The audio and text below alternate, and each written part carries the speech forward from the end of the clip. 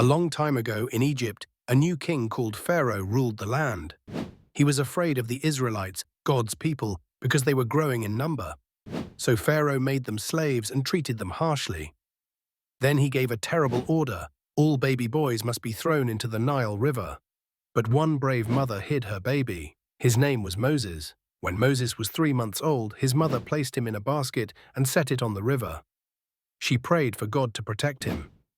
Guess who found the basket? Pharaoh's daughter. She felt sorry for the baby and raised Moses as her own son in the palace. So Moses grew up in luxury, but he never forgot he was an Israelite. One day, Moses saw an Egyptian hurting a Hebrew slave. Moses got angry and tried to help, but he made a mistake and had to run away from Egypt. He lived in the desert for years, working as a shepherd. Then one day, something amazing happened. Moses saw a bush that was on fire, but it wasn't burning up.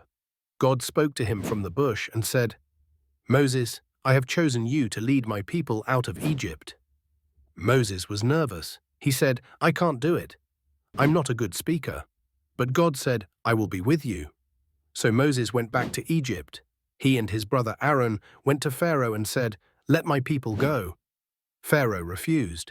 So God sent 10 powerful plagues: frogs, hail, darkness, and even water turning into blood. Finally, after the last plague, Pharaoh said, "Go, take your people and leave Egypt." Moses led the Israelites out of Egypt, but Pharaoh changed his mind and chased after them with his army. God told Moses to stretch out his staff over the Red Sea, and a miracle happened. The sea split in two, and the people walked through on dry ground. When Pharaoh's army followed, the waters crashed back and they were stopped. God had saved his people. In the desert, Moses helped guide the people. Sometimes they were thankful, but sometimes they complained.